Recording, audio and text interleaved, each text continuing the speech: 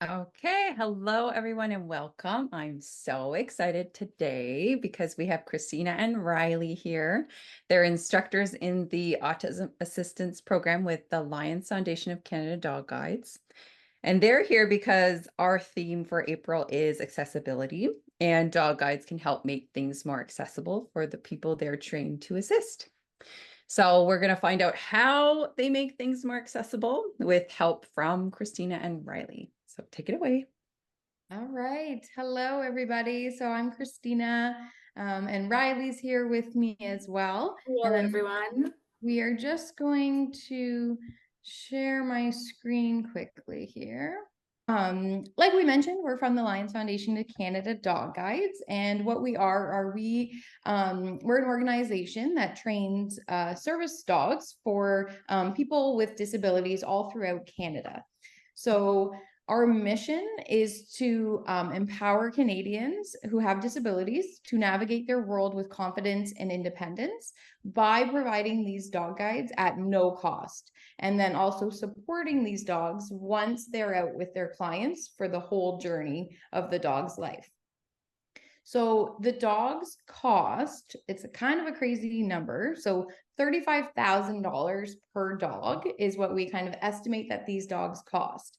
And none of the cost, there's no cost for our clients to receive these dog guides.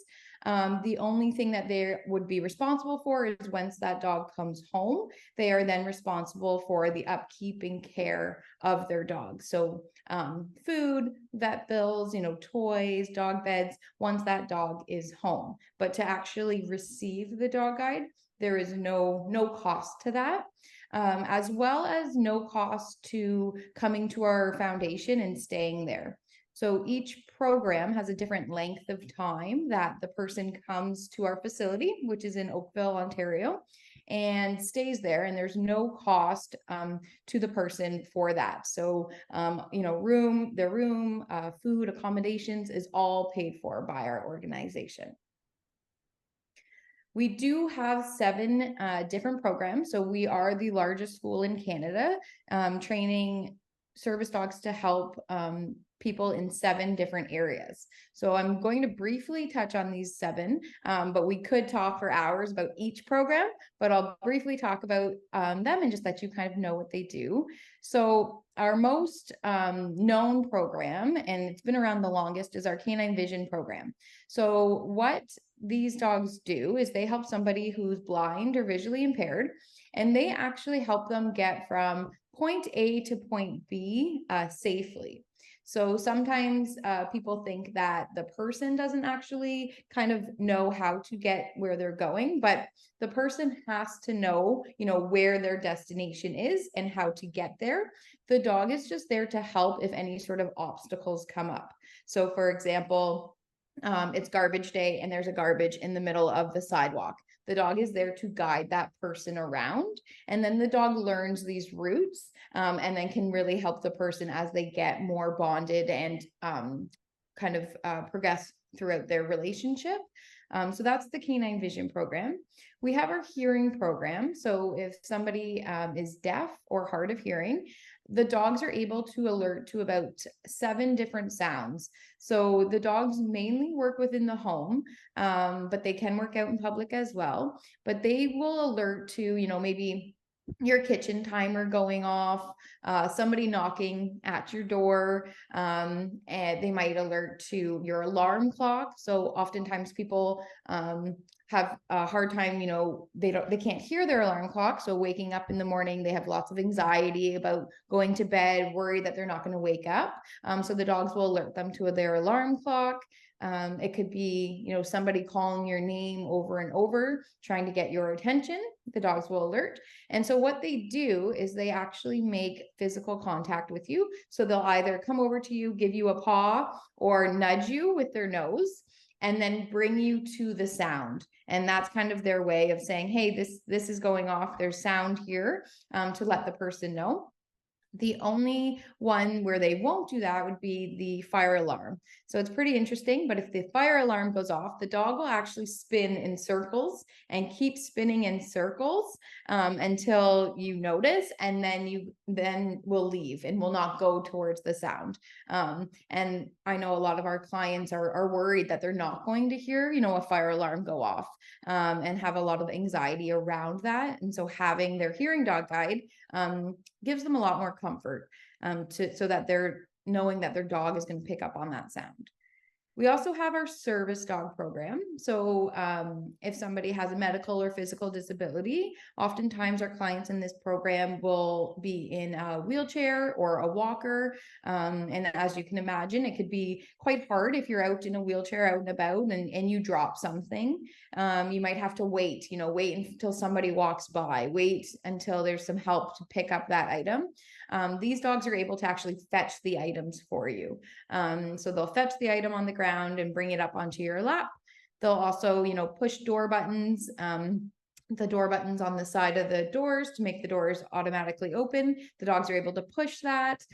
They can help with like opening the fridge, opening the laundry and grabbing the laundry out. So they're really, really useful. And they also can bark for help as well. So we've had one story where a lady was out with her dog and it was snowing and she was in her wheelchair. And as you can imagine, it could be quite hard to navigate when you're in a wheelchair and there's snow outside. And her wheelchair had actually gotten stuck into the snow and she kind of had tipped over into the snow. And her dog barked for help until people out in the community realized something was going on and was able to come help. So, barking for help for a couple minutes, which was really great. Whereas, if she didn't have her dog with her, there might not be that help right away. She could have been waiting a lot longer for someone to find her. We also have our seizure response dogs. So for people with epilepsy. So what these dogs do is they respond to a seizure. So for example, we don't train them to pick up on the seizure before it happens, but oftentimes the dogs, just being so smart, they pick up on it on their own. So they start to tell that the person is going to have a seizure, and they might start acting different and kind of give the person an idea, hey, I think a seizure might be coming, maybe I can sit down or put myself in a safe spot.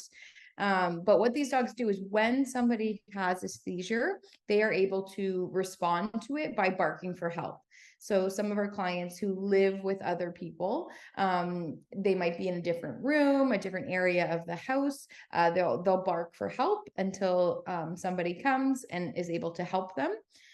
They're also trained to hit life alert alarm buttons. So if somebody lives alone and they have a seizure, the dog is actually trained to then run over and hit that alarm button that could either call a family friend or 911 if needed.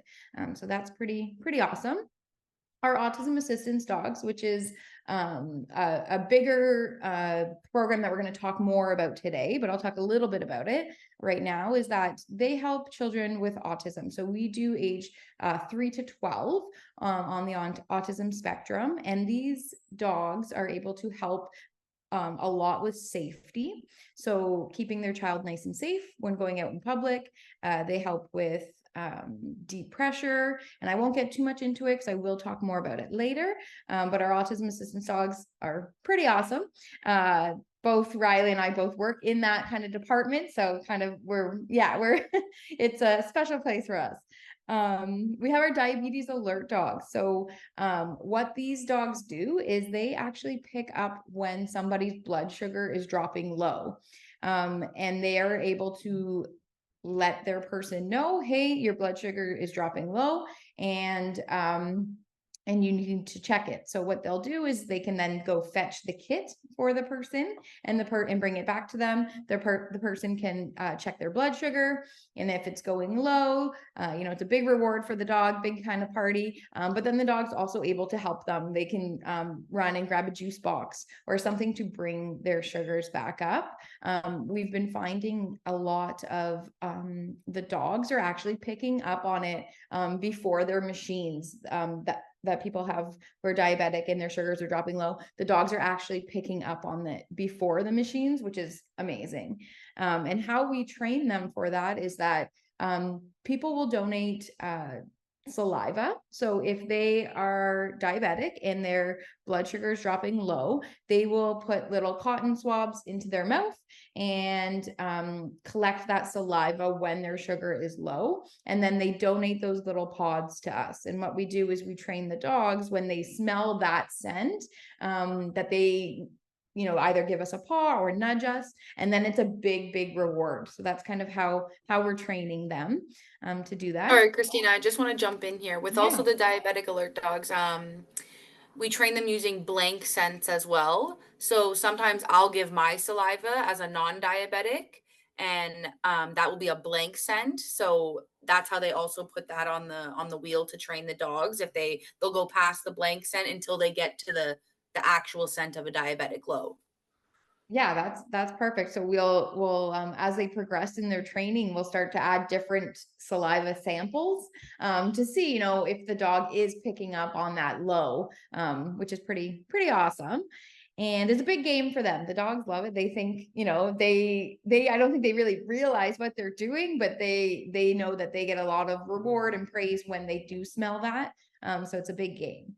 Our last program and our newest program is our facility support program. So this program is a little bit different in the sense that dogs are able to help multiple different people within one organization. So they don't go and just help one person, like all the rest of our programs, but they go and help an organization. So example, a victim services unit, the dog is able to help multiple people within that organization. And we have some dogs who will go to court and help somebody who has to speak in court. A little bit of our overview of the client journey. So the dogs, so our clients will find out about us, and what they do is they then put an expression of interest in. So this is on our website. They put an expression of interest in. They then are going to have a phone interview with our client services department, and after that they receive an application. We do all our phone and home assessments. So we'll go out into person and visit this client. So as you can imagine, with being all of Canada, we do have to kind of travel quite a bit and visit people in their homes and make sure it's going to be a safe environment for the dog. And that this person is really in need of a working dog. We want to make sure, that a pet dog wouldn't do the same thing. So we do all of our in-home visits, and then from there we go to an admissions committee. So we bring all of our information to an admissions committee, and they decide yes or no if you will be accepted into the program. And from there, you are on a wait list where we have a list of people, and then we'll have a list or maybe about six dogs that are ready and getting ready close to graduation. And what we do there is we look at those 6 dogs, and we also look at the people on the wait list. And we don't necessarily take the first 6 people on our wait list and match them with those 6 dogs, because we want to make sure we're making the right match. So as you probably know, lots of dogs have different personalities, and we want to make sure that we're matching the right dog to the right person, or in the autism system assistance case, like the right family as well. So the matching process is a big process, and we try and match really carefully to make everything go smoothly and successfully. After the dog is matched with their client, they then come into team training. So they come and stay at our Oakville facility for about it can be anywhere from 1 week to 3 weeks, and they learn how to work with their dog.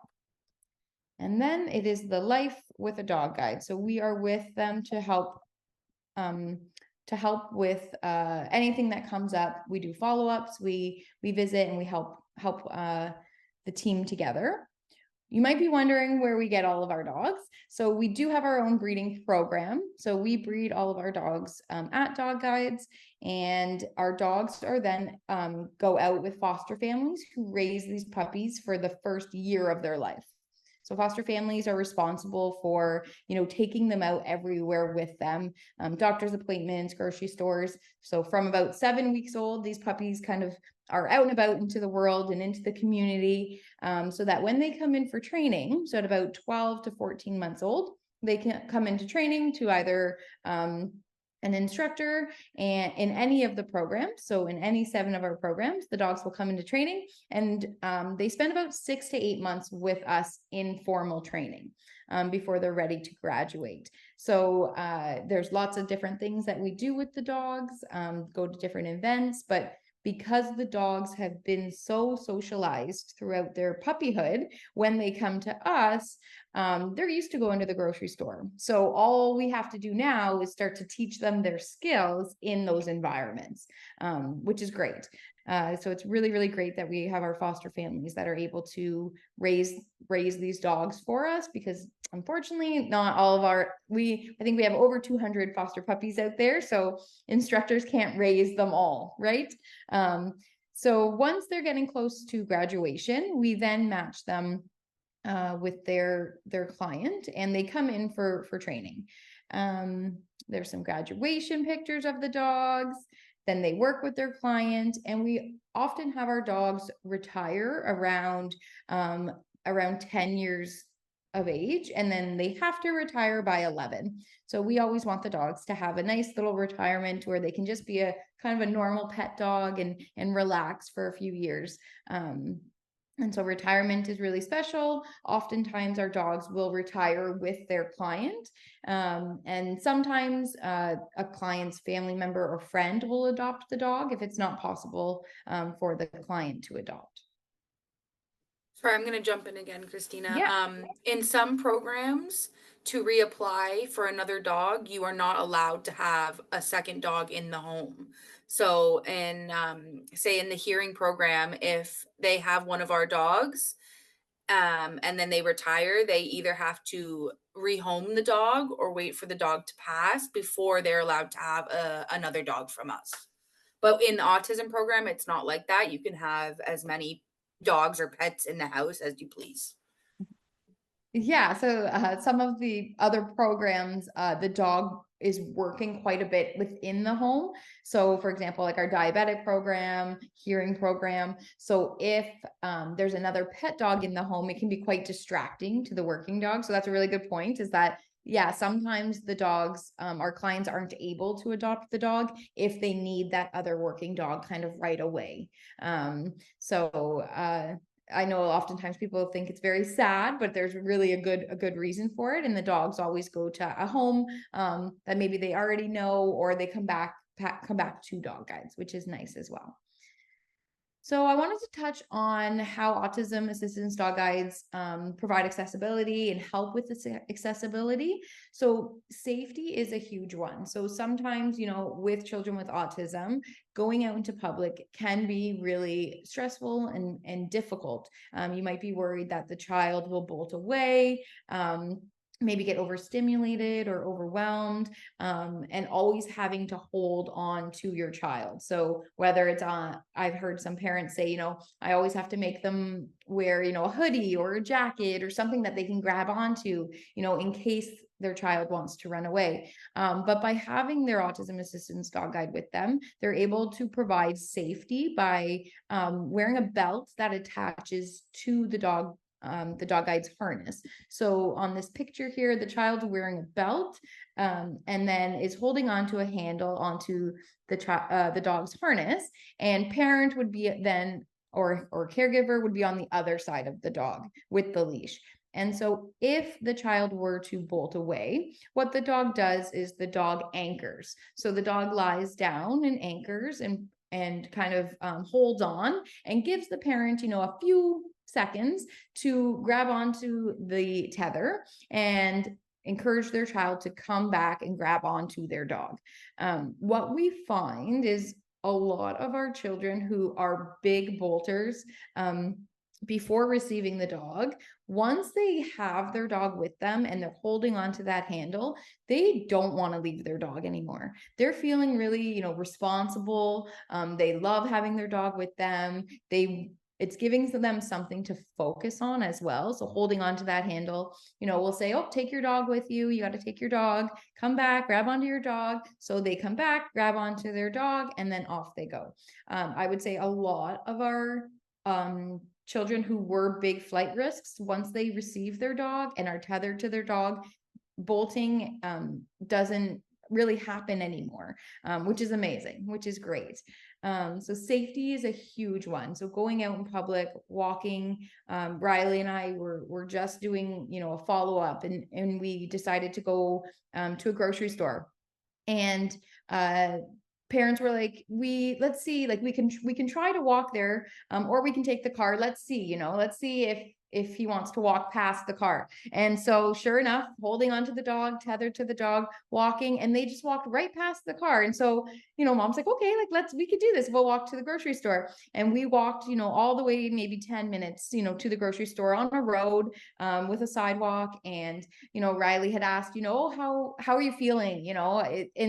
And the response was like, we've never done this before. Like, we've never been able to walk down the street with our child, because we've just been too worried that they're going to run or bolt, and you always have to have a hand on them. So in a way, the dogs are providing more independence. They're holding on to their dog. You're not having to hold on to their hand at all times. So that was really, really great to see, and just awesome that, in 10 years, they've never been able to walk and do that. So that was great. The dogs are also able to help with socialization and communication. So oftentimes out in public with a dog guide, people will ask you questions, people will see you and give a smile. A lot of dog lovers out there. So a lot of people will start to talk to you and ask you questions, and it gets the child also talking to people and kind of communicating to them, whether it's, telling them their dog's name, telling them, no, you can't pet the dog, it's working. A lot of our kids like to do that, which is great because it gets them talking to people and socializing. Oftentimes too, with just the harness, the people are a lot more understanding, and, might see somebody out, and maybe if they are having a hard time, they might see the dog, and on the dog, it just says Autism Assistance Dog Guide. And people are a little bit more understanding, and kind of, rather than judging, people might offer, say, oh, do you need any help with anything? Is there anything I can do to help? Which is really, really nice. It really helps get our parents out more with their children, and it helps get the children out more and just doing things like everyday things with their dog by their side.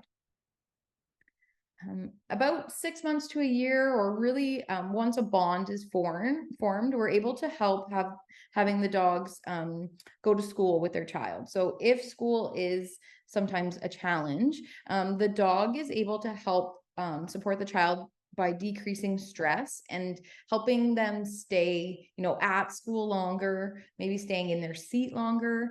I've seen some dogs where we go out and we do school placements. So we'll go out and do a school placement.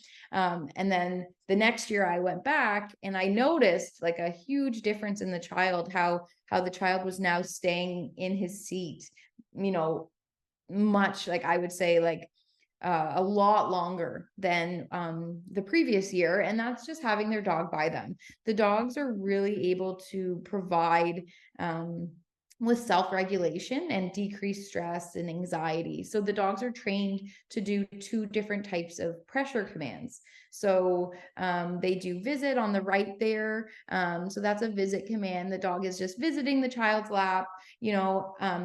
Maybe you're at a doctor's appointment or dentist office, or even at the grocery store, and your child's getting anxious and getting upset, and you can redirect the child to the dog. Why don't you go sit with your dog, snuggle with your dog, spend some time with your dog, give your dog a treat. Those kinds of things really help calm a child down, especially out in public. So we do hugs and we do visits. So hugs is the pressure, where the deep pressure, where the dog will actually lay across the child's lap and provide that deep pressure. So you might be wondering, where are service dogs allowed to go? So service dogs are allowed to go pretty much everywhere that a person is allowed to go in public. There's a few spots that we don't, that the law does not allow service dogs. So one of them being, the ICU and maybe operating rooms, anything like that. So they are able to go to hospital, but they're not allowed to go, into those kind of sterile environments like an operating room. They're also not allowed to go in the back of like a restaurant, so in a kitchen, so anywhere where food is being prepared. So if food is being prepared by law, the dogs are not allowed to go back there. They're definitely allowed to go into restaurants, anywhere that you're going, if you're going to a buffet, those kinds of things, the dogs are allowed to go to that. But anywhere where food is in a kitchen and being prepared, the dogs just have to stay out. And then the last one would be the zoo. So sometimes the zoos will actually give you a special route to take. So dog guides are allowed at the zoo, but there might be a few areas that they do have to avoid, which is understandable. We don't know, how these dogs will react if they see a big lion, and we don't really know how the lions are going to react either. So zoos is another one that the dogs aren't allowed to go to. So how can you kind of respond to people's questions and objections to access? So, oftentimes, we tell our clients, if you have a problem going out, legally, and it is your child's, human right to have their dog with them. We would not expect anyone to be separated, from their white cane. We wouldn't expect anyone to be separated from their wheelchair. This is a medical device. And so anywhere that your child is going, it is their human right to have their dog with them. For our autism parents, when you're out and about with just the dog without your child, it's a little bit different because that dog is not working for you. But we oftentimes, it's just a matter of educating people on, the rules around service animals, and just letting people know that it is your child's human right to have their dog guide with them. And when you see people out in public, with a service dog, you might be wondering, how should I respond? The biggest thing is that when you see a dog wearing a harness, you want to, and as hard as it is you want to ignore the dog. So you can talk to the person about the dog if you would like. That's no problem, but you don't want to pet the dog. You don't want to distract the dog in any way. Oftentimes we get it all the time. People will say, a lot of people know that they shouldn't pet the dog, but talking to the dog and staring at the dog and getting on your knees and like looking at the dog is also very distracting as well. So you want to make sure that if you see a working dog out in public with their harness on, the dogs know that it's work mode. When that harness goes on, they really do. But you want to make sure that you're also helping in the sense that you're not interacting with the dog. Absolutely can interact with the person, but you want to, for the most part, ignore the dog. Try not to talk to it. Definitely don't feed it, and no petting. And then how can people be helpful? If you do see somebody out with a dog, and it looks like they do need some help, you're more than welcome to go and ask them if they do need any help, if sometimes they are struggling with the dog. Sometimes that can happen, but for the most part, the best thing to do would just to be ignore that dog. All right. So if you are interested, Dog Guides does not receive any sort of government funding. So people are very surprised by that. It is all through donations, sponsoring, fundraising. So you might be, asking, how can we help? Raising money, people do so many different events to raise money for Dog Guides, which is amazing. We have some kids who do lemonade stands, and then their proceeds come to Dog Guides. Like, everything helps. So any sort of event to raise money for Dog Guides helps. We have our biggest fundraising event coming up. So the Pet Value Walk for Dog Guides is coming up. It is in over 220 different communities across Canada. So each kind of most communities will have a pet value walk. I believe it's on May 26th this year. And what it is it's just maybe a 5K walk where you can go and walk. You can bring your pet dog. You can, if you don't have a dog, you can just go walk and raise money for this really, really special event. We also have other different ways of volunteering. So foster families. So we always are looking for foster families to raise our puppies. It's a really big commitment, but we could not do it without them. We also have dog sitters. So sometimes people, I think I'm one of them. The raising the dog for the full year is really hard. You get very attached. So I'm much better dog sitter. I can watch dogs, for a couple months and weeks and that kind of thing, and get a little less attached. We also have day school sitters. So in both our Oakville and Breslau location, we have volunteers who actually pick up these dogs every afternoon and drop them off every morning. So they have them just the evenings and weekends. So while they're in training, so rather than the dog staying at our facility, the dog goes home every night, which is really, really nice. And then we also have enrichment volunteers. So we have people who come in and spend time with the dogs in the kennel, which is great. And spend some time with them when they're having their downtime. And now I can open it up to any sort of questions or anything that anyone has. I can stop sharing. There we go. If there's any sort of questions, Ryleigh and I are happy to answer. Thanks so much. That was extremely interesting. I do have a question. I was just wondering, you talked about, you mentioned that you have a facility in Oakville, and did you say Breslau? Yes, Breslau, we have another facility there. The Breslau facility is mainly where we do our breeding and where all of our puppies are being taken care of. The Oakville facility is mainly for the older dogs and our training. Okay. And so would we just go online to find out how we can, like, to say, hey, we would like to help in some way, like be a dog sitter or something? We just go online and fill out something? Yeah, so on our website, dogguides.com, there's a volunteer part on the website, and you can go on there, and there's so many different ways you can help. If you want to really help, but maybe you're not super dog interested in the dog side of it, you could help paperwork, things like that. There's so many different ways to help. So on our website has all that information and how to apply for that as well. Okay. You talked about school placements. And so I just wondered, what do you mean? Like, what is a school placement? Yeah, absolutely. So I can expand on that. So once our dogs go home, we have about 6 months to a year of the dog and child bonding together. So once that bond is kind of there, and if parents and family is seeing a lot of improvement and benefit of having a dog guide, sometimes they will then ask to have the dog attend school and help the child at school. So what a school placement is somebody from the autism team will head out and do a school placement, which is like a full day to 2 days of training pretty much the school on how to deal with a service dog being there. So what we start off by doing is we do a big kind of school-wide assembly, and we do an assembly about dog guides, about the dog, and kind of the rules around it. So, when the dog is at school, everybody's going to have to be hands off. The dog is working.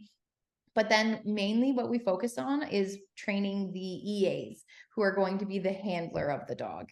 So we'll train, the primary EAs who are going to be working with the child and the dog. And then we train some backup handlers as well. So if those people were ever off or away, there's somebody there that knows how to handle the dog. It's not as straight. Sometimes people, aren't sure, but the dog has different commands and that kind of thing. And that's what we do during those school placements, is we get them comfortable handling the dog and teach them kind of how to use the dog as a tool within like the school system to help benefit the child. So that's really interesting. EAs sometimes switch. Yes. So what happens then? Yeah, so if an EA switches, so we will often have the previous EA pass along, that information and kind of do a little bit of training. If, if we're able to, we'll go out and also train the new EAs. Or we also have parents sometimes. So if we're not able to kind of get out there again right away, we'll have parents do a little bit of the training with the EAs and teach them the main commands and that kind of thing, if it can't be passed down from the previous EA. So another school question. Yeah. How receptive have schools been and EAs, right? Like maybe some of them are, I don't know, how are they? Yeah, it's for the most part, everybody is really, excited, and really want to work with you. There has been some times where we have a little bit of, pushback and maybe sometimes people aren't able to see, maybe why the child needs the dog there. Oftentimes some of our kids maybe will hold it in the whole day while they're at school. So all day at school, they really hold in, their anxiety and kind of getting pent up and overstimulated. And then when they come home, they release all of that. So some EAs have been like, well, why does so-and-so need the dog, right? But parents explain that, and we explain that by having the dog there all day, it can really help with when the child gets home. They're not having this kind of explosion of emotions from holding it in all day. But usually the EAs in schools are really great. If they're not, we work with them, we try and educate them. Sometimes EAs, maybe if they're not overly excited about having a dog, sometimes they won't work with the dog, they'll switch it out to somebody maybe who wants to. So there's a lot of different options there, and it does happen sometimes where we don't have everyone on board, but I think once they see the dog there and how much the dog helps the child, then they are. Okay, thank you. I was curious. Alycia, Jillian, do you guys have any questions? Jillian. I have a question. What is your qualification process to be approved to get a dog for autism? So currently our waitlist is closed at the moment. So once our waitlist opens, then you are able to apply for a autism assistance dog guide. The child has to be between the ages of 3 and 12. And then from there, we come and do a home assessment and see kind of the need, if there is a need for an autism dog. So sometimes, if being a flight risk, just kind of if there's a need for an autism dog, and how the dog could help. So right now our wait list is closed. We're really kind of working hard at trying to get those numbers down to open it again and accept new applicants. I think we'll probably be accepting a smaller amount of people, and it's more of like a lottery system. So people will apply within the span of 2 weeks, and then it's a lottery system we take, say, I'm not sure exactly the number, but say we took 20 applicants, it would be a lottery system of there. Okay, You thanks. see, sorry, Jillian, when do you see that wait list opening again? We were hoping to have it open this year. I'm thinking it might be next year or maybe the end of this year. We don't have a set date at this moment. I know we were really hopeful to have it open this year, so hopefully we can. But if not, then hopefully sometime early next year. Do you send out notifications to people? The wait list is opening. Yes, they will. They will post it on our social media. So if you're on social media, LFC Dog Guides is our Instagram account and Facebook, and they will post it on there when they're opening it to give you some time to prepare everything. Alycia? Yes, there's a newsletter that you can get right in your email, and so they always announce in there too if something's open. Yes, correct. Oh, perfect. Yeah, there's a newsletter as well if you're not on social media. Yes. Jillian, did you have any follow-up? Yeah, well, not so much that. I think I know it's a lot, like with the wait list thing. I mean, there's only so many dogs that you can train at a time and all that stuff. So I understand it. I just had another question though. Like, is there any specific type of breeds of dogs that you guys normally use? Like I kind of saw like a poodle or lab type of dogs that were in your pictures and whatnot. Yeah, very good question. So we use mainly we use labs, we use golden retrievers. We do a mix of lab golden crosses as well. And then we have our standard poodles. So we do standard poodles, and those are for anybody who has an allergy. So if somebody is allergic to dogs, standard poodles are hypoallergenic, so they're able to then get a poodle, which is awesome. Perfect. Thanks. No problem. Thank you. You had mentioned as part of the assessment, you go into the homes and you determine whether a guide dog would be appropriate. I'm wondering if you could expand on what you're looking for. You mentioned flight risk. Are there other things that you're looking for other than flight risk? Yeah, so challenges out in public is a big one. So if a child has, some challenges out in public, having that dog being able to go out with them and help them in public is a really big one. So having challenges out in public is a big one. We also do, sleeping sometimes. So if a child has a really hard time sleeping at night, the dogs are able to sleep with their child in bed. The dogs love it and the child loves it. They have somebody, and sometimes that gets, parents able to get out of their child's bed and back into their own and that kind of thing. So those are really the ones that we're looking for. There's a lot of things that we're looking for, but kind of public is a really big one. Okay. I like that. I'm glad you mentioned sleep because I know a lot of parents who struggle with that piece too, right? And it's so important to It get is. good sleep for everybody. Yeah, we've had people come and they'll be like, for 7 years we haven't slept through the night, and then the first night that the dog is home, the dog sleeps in bed with the child, and they're like, we didn't wake up all night, like what is this, and honestly it's just the dog sleeping in bed with the child. The dog's not really doing anything, but it's there to kind of provide the comfort if the child does wake up in the middle of the night and wants somebody with them. Yeah, we talk a lot about a child needing someone to co-regulate with. So to help them to self-regulate, they actually need another person or perhaps a dog friend, Yes. right? Yeah, Yeah, that just absolutely. to help calm. So that's neat. Okay. I didn't even think about the sleep part of it. So this is really cool. Yeah. Okay. Any other questions that are coming up for the two of you? Facility support. That's something that I had a question about. You said professional agencies and you mentioned trauma. Do you also have facility support dogs going into mental health clinics, into long-term care facilities, into even possibly jail facilities? Like, is that what we're talking about?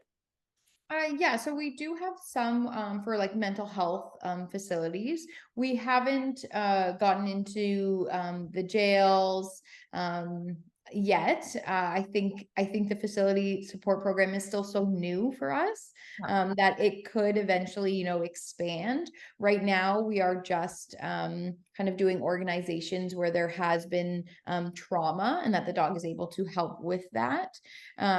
So I think that there's still a lot of room for expansion in that program, and I think it will be kind of it could be heading in that direction. Yeah, that's really interesting. Just last week, we actually put a dog into a cancer center to help with, that kind of long-term illness and the grieving of that for the families and even for the patient themselves. So that we just put a dog out there last week, actually. Yes, yeah, I forgot about that. Yeah, we just put a dog out there to help with people while they're going through their treatment as well. So you know, whether they're going in a few times a week, having a dog in that facility to help, which is really nice. I read a news article. There's actually a dog, it's from a different organization, but a facility dog in the Cambridge Memorial Hospital, but it helps the staff. So it's just a dog Oh. for the staff. So I think that's kind of Oh, cool. that That's sounds really like a really nice. good idea. Yeah. That Mhm. does sound great. Yeah. Hey, so many different things that dogs can do. It's so cool. Yeah. Wonderful. Oh, thank you so much. Um, Alycia, you have had a wonderful personal experience with a dog guide, and that's just really new. And and so I'm wondering if you would be willing to share just a little bit about your experience and how that's going and what your hopes and desires are for your special dog. Yeah, so we just took ours is Ryleigh, our lab. My son, my older son, Ollie, got matched with Ryleigh recently, and I went through the training. So we applied way back in January 2020. The it was extended because of pandemic disruptions. So hopefully no one will ever have to wait that long again, but that's why we waited a little bit longer. And what we were hoping for and what we're hoping for and seeing for our son is the companionship, the unconditional love and connection and calming effect that Ryleigh can offer. It's difficult for Ollie to make friends and connect with others. And so we see him already connecting with Ryleigh on a different level than he's able to with people often. The sensory aspect. So he moves around a lot. He needs a lot of pressure. He really likes just experimenting and petting Ryleigh. Something I didn't anticipate, likes when she licks him. So he just puts his hand out and he's giggling, and I think she was licking his toes the other night, and he's just giggling away, and I'm like, oh my goodness. But he was just loving it, and it's something I didn't anticipate him loving at all. She also can create space for him when we're out, so kind of like acting as a barrier or a boundary. So when she's working, she's great. So she just lays and she's just ready. She just lays down and she's watching. And so she creates enough space for him that people aren't as close to him. And it gives him that kind of room to breathe and move around without bumping into people, especially little ones. Like sometimes he's just not, his body awareness is not always where he wants it to be. And yeah, she signals to others when she's wearing her bright red harness that Ollie has autism, or there's something not like it's a invisible or hidden disability. So Ryleigh can give that signal to people that he may need added support or accommodations or space, and people will smile at us and greet us and offer to help. So it makes things a little bit less stressful. And I thought of some other things, the increased independence and autonomy. So like Ollie doesn't like to have help. And so it's a lot better when you can let him do something on his own. And so having him and Ryleigh together gives him that sense of independence and autonomy, and it lowers his stress levels. And yeah, I think that was my other note. So my experience. So the application, and then I went to training. I was in Oakville for 10 days doing lots of hands-on training, staying at their facility. All the staff there are super duper duper supportive. I had the best instructors, so that's a plus. And not only are the staff supportive, all the other parents and all the other family members, and even like you're there with other programs training, and they're wonderful to meet too. So it's just a really amazing experience. Just meeting and training with the other people while you're there. And then the support afterwards is unmatched. It's ongoing, responsive support from super supportive people who are definitely passionate about what they're doing. So I don't know if anybody has any questions about my particular experience, but feel free to ask. Alycia, do you are you still then in contact with the families that you met? Yes, I was really lucky to have met the group that I did. Yes, and we're all still in contact. We've created a little Facebook group, so we're able to kind of share that way regularly. That's Yeah. pretty cool. And you mentioned, I think Christina, you mentioned that it's across Canada. So the group that, for example, Alycia, you trained with are from all over Canada? Yeah, so our group had a lot from Ontario, but various areas. But like as far as Ottawa, and then a mom and son from Saskatchewan. Oh, Yeah. cool. And he was coming back to get his second dog, so his successor dog, to take to university, which is, I think his story is featured in the newsletter. So if you sign up, Is, yes. you'll be able to see his story, which is really amazing. It was so nice to have them there. Okay, so cool because I think I'm grasping this a little bit. The terminology. You mentioned, Christina, handler, that the dog has a handler, but then you also mentioned a client. So these are two different people? It can be, yes. Yeah, in some cases, yes. And yeah, so sometimes it can be. So something that we haven't touched on, but thank you, Alycia, for bringing up is we do ages 3 to 12. However, if a child is now 18, so they got the dog maybe when they were 11, and now that dog is retiring and they still need a working dog, they can still apply for something called a successor dog. So they could be 18, but still apply and be able to get a new working dog because they've already had one within the ages of 3 and 12. That's good to know.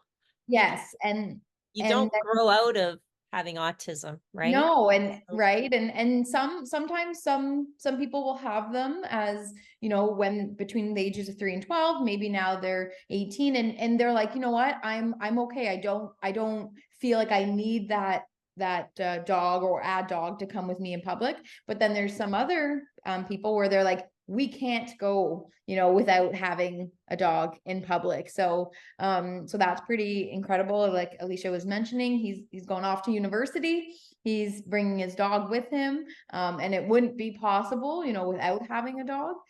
So yeah, so handler and client.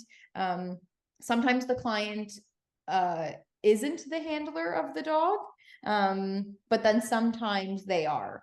So it is really dependent on the child or the person that the dog is helping. Sometimes they do start to handle on their own. Other times they have to have somebody who's the handler of the dog.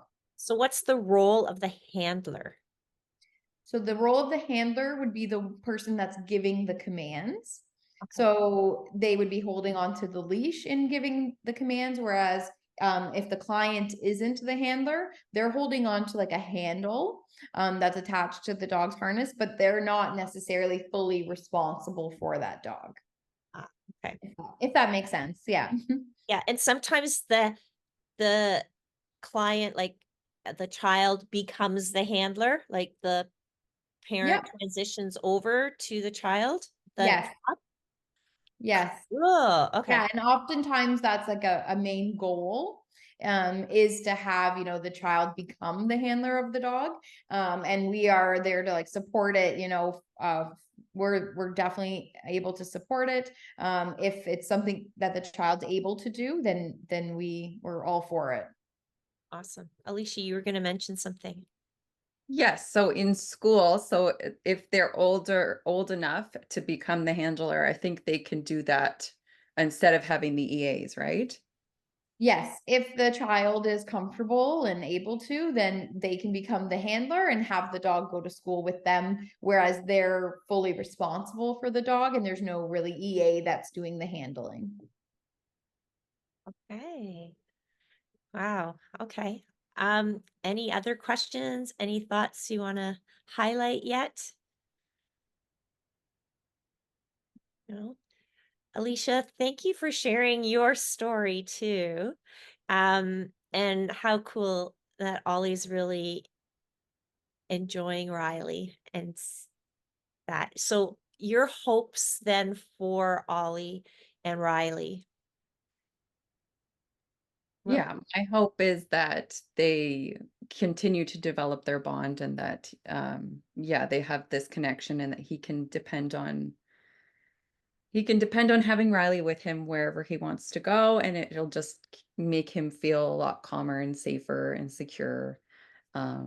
It's kind of nice they can communicate non-verbally, right? So it's like they don't have to rely on words. There's no conversation that needs to be had. There's very little pressure to, you know, do that kind of communication. So yeah, that's my biggest goal. And then I think everything else will just line up after that comes together. Yeah.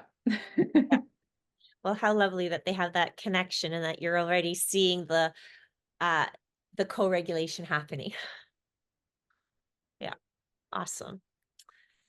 Okay, so are there any last thoughts, any last things that anybody would like to say or ask? No? Thank you from the bottom of my heart for spending this time with us and for sharing what this wonderful work that you're doing. And it's it provides such hope for so many. So I hope that that wait list opens up really fast and that you're able to provide that for more and more people. It's such a cool program, and the fact that dogs can be given at no cost and so fully trained with such wonderful skills and to be so helpful is just a beautiful gift to the society. So thank you so much. And Alycia, thank you too for bringing this interview to us and sharing of yourself. Thank you. Thank you. Thank you. Thank you for having us. Thank you for having us. We love to talk about what we do, so. It's true, yeah.